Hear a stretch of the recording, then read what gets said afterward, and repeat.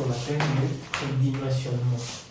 C'est pourquoi je vous ai dit que je vais combiner une armée. Voilà, il y a un prédimensionnement qu'on peut faire pour des éléments métalliques. Ok, pour des éléments en bois, pour des éléments en aluminium. Ici, c'est le béton. C'est pourquoi j'ai dit que le dimensionnement des éléments porteurs en béton armé. Ok. On fait un petit tableau, on écrit éléments. Donc, on a par exemple une poutre.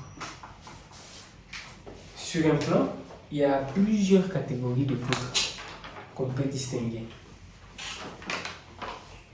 Une poutre qui repose sur deux appuis et une poutre qui repose sur plus de deux appuis. Comment on va appeler cette poutre? Isostatique et hyperstatique.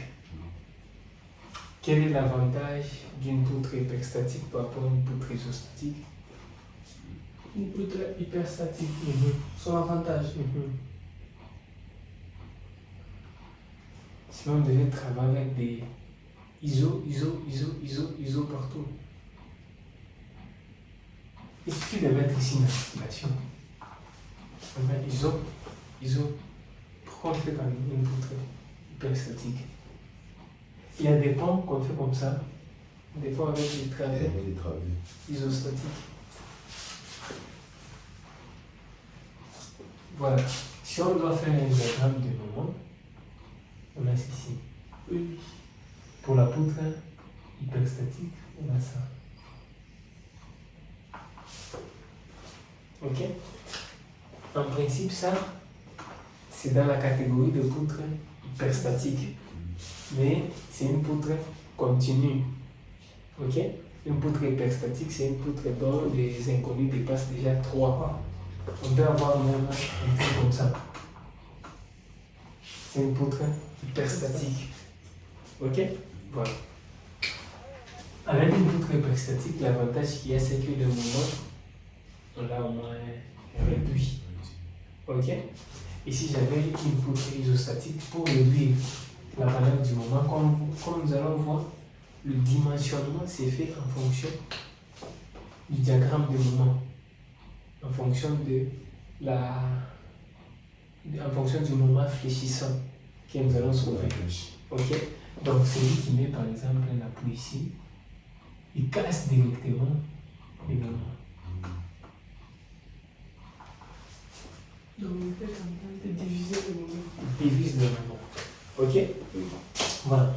Pour le prédimensionnement, lorsque vous allez faire une poutre isostatique, le prédimensionnement peut se faire selon la norme. On a dit le prédimensionnement selon le matériau, puis le prédimensionnement selon la norme. On prend le matériau béton selon la norme BRL. Dépend toujours du matériau béton selon la norme Eurocode. Ou alors le matériau acier selon la norme Eurocode. Voilà. Ok. Pour une poutre isostatique,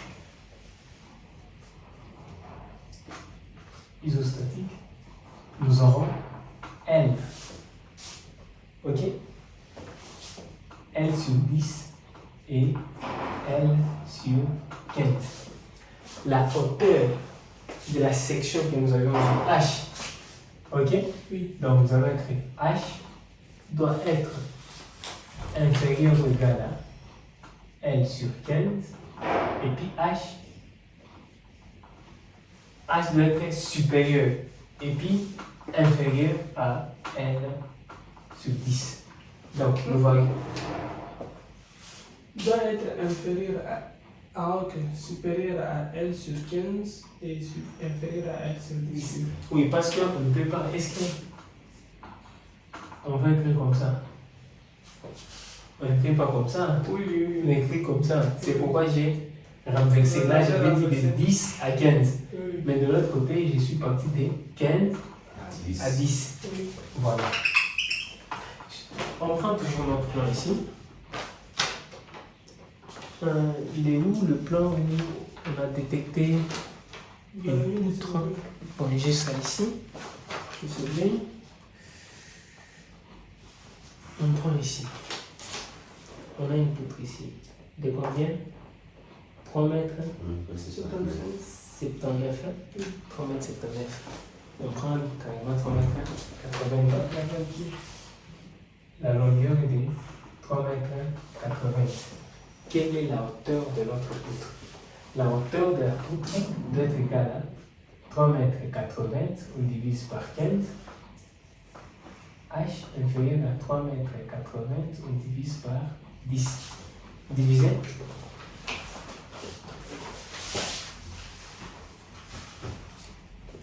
mètres 80 divisé par 10. Oui.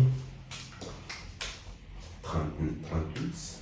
Donc là, c'est 25 maintenant. 38. 25.3. 25.3. Voilà, on dit ceci. Nous devons prendre le H qui doit être supérieur à 25, inférieur à 38. Ou alors H comprise entre les deux. On prend H égale à combien? Là, on prend H à 35. 35 ou 30? 30 ou 35? Divisé par 31,60. 31. Donc à 30, c'est bon. Ok? Nous prenons notre H égale à 30. C'est comme ça qu'on détermine la hauteur d'une poutre isostatique. Donc tu es ici, tu demandes à quelqu'un, non? La longueur ici fait combien? 3 mètres 80. Prenez directement une poutre d'auteur 30 cm. Ça, ce sont des règles empiriques. Ça signifie que le béton d'armée n'a pas commencé avec nous. Ce n'est pas nous qui inventons. Il y a des gens qui ont travaillé il y a très longtemps. Ils ont mis sur pied des règles empiriques. Ça, ici, c'est basé simplement sur la longueur. Parce que la grande charge qui va porter la poutre, c'est pratiquement sa longueur. On ne sait pas aller avec une poutre en béton armé sur une longueur infinie. Vous ne pouvez pas prendre un appui. Un appui qui est à gauche, et l'autre à droite, qui sont séparés de 25 mètres. Vous mettez une poutre en béton armé. Si vous mettez une poutre ici, vous aurez H 25 divisé par 10. Donc vous allez vous retrouver avec 2,50 m d'auteur. Et la flèche de cette poutre-là. Donc on nous a mis ces règles ici pour nous permettre d'avoir des sections directement. C'est un prédimensionnement, ce n'est pas un dimensionnement. Ça signifie qu'on se donne des dimensions à l'avance. Au moment du dimensionnement, nous allons vérifier si ces dimensions conviennent. Le dimensionnement nous permet de vérifier ces ces dimensions. Donc, s'il y a des choses que tu dois maîtriser même quand tu es réveillé, c'est le prédimensionnement. Parce que le dimensionnement n'est qu'une vérification. Dans le dimensionnement, ce qu'on va beaucoup calculer, c'est la section d'armature. On va mettre combien de barres, de quelle section, ça c'est le dimensionnement. Mais pour le béton, le prédimensionnement, en tout cas, ça suffit dans la plupart des cas. Ok? Voilà. Ça c'est pour une poutre isostatique. Ici, j'ai donné c'est selon BAL. Pour une poutre hyperstatique,